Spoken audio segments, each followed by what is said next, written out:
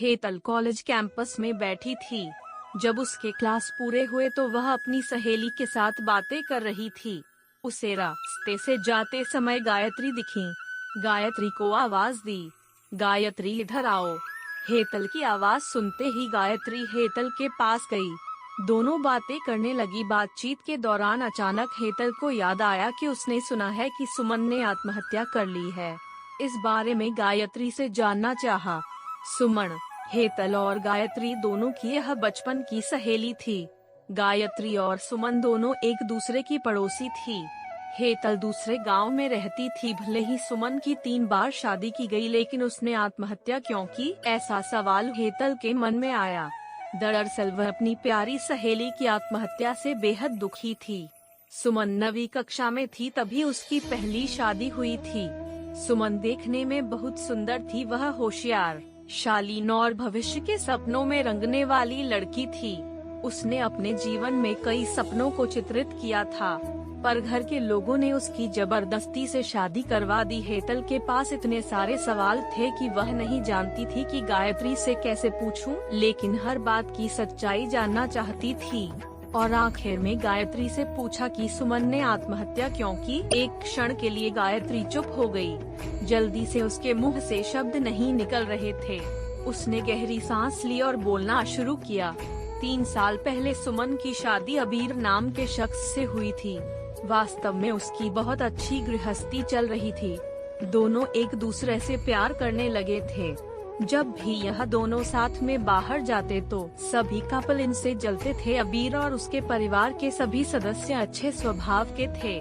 जैसा उसने सपनों में जोड़ीदार सोचा था, वैसा ही उसे अपना पार्टनर मिला था। उसके घर की स्थिति मध्यम थी।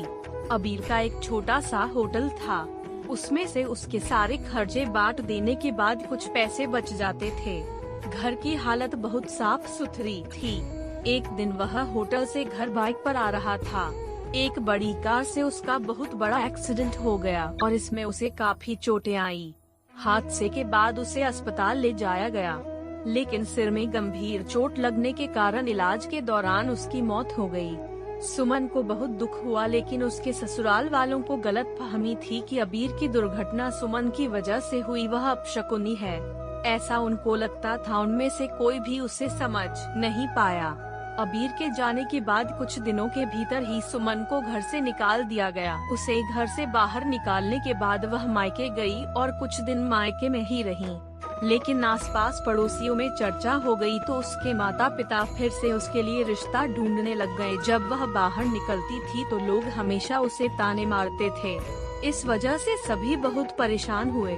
ऐसे में उन्होंने जल्दी जल्दी में अमोल से शादी करवा दी। अमोल बहुत बुरा आदमी था। दारू पीता था, कुछ काम धंधा नहीं करता, चोरी करता, मारपीट करता। उसका रोजाना यही काम था। इस सब से सुमन को बहुत दुख होता था, पर वह कुछ नहीं कर सकती थी। एक बार एक रात को वह देर से घर आया और जल्दी जल्दी में घर में कुछ ढूंढने लगा। सुमन ने उसे पूछा, पर उसने कुछ भी नहीं बोला। उसे जो चीज चाहिए थी वह उसे मिली नहीं, इस वजह से वह वहाँ से बाहर चला गया। सुमन रात भर उसकी राह देखती रही, पर वह आया ही नहीं। दूसरे दिन पुलिस को उसका मृतदेह रास्ते के किनारे पड़ा हुआ मिला। उसका चाकू से किसी ने खून किया था। यह खबर सुमन को पता चली तो उस पर दुख का पहाड़ टूट पड़ा। कुछ दिनों तक वह अपनी ससुराल में रही, लेकिन बाद में ससुराल वालों ने उसे प्रताड़ित करना शुरू कर दिया। इस वजह से सुमन वापस मायके आ गई। घर आकर कुछ दिन ऐसे ही बीत गए। हर दिन आ रहा था और जा रहा था, लेकिन सुमन की स्थिति वही थी।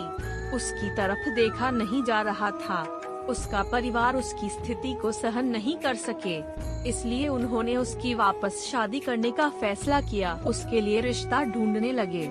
उनके रिश्तेदारों में गौतम नाम का लड़का था। उसकी पहले से ही एक बार शादी हो चुकी थी और गौतम से सुमन की शादी करवा दी। सुमन बहुत खुश थी।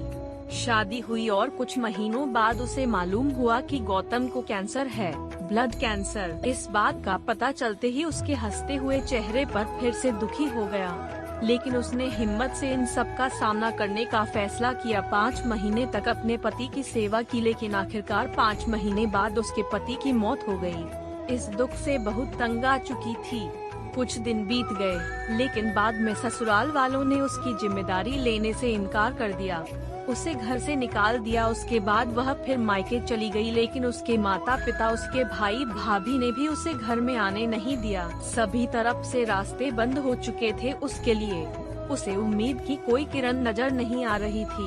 अंत में उसने खुद को खत्म करने का फैसला किया, उसका जीवन समाप्त कर दिया। सुमन की यह कहानी सुनकर हेतल की आंखें आंसुओं से भरकर बह रही थी। पूरा दिन वह सुमन के बारे में सोचती रही। क्या इन तीनों घटनाओं में बेचारी सुमन का कोई भी दोष था?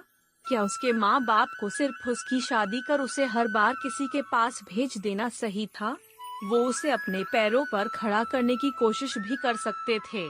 सच कहो तो हेतल की जान उसकी बदनसीबी ने नहीं, उसके परिवार के, उसके आसपास के लोगों को छोटी सोचने ली है। वो बेचारी मनहूस नहीं बदनसीब थी, क्योंकि उसके आसपास ऐसी सोच रखने वाले लोग थे। दोस्तों, आपको ये कहानी कैसी लगी हमें कमेंट करके जरूर बताइए।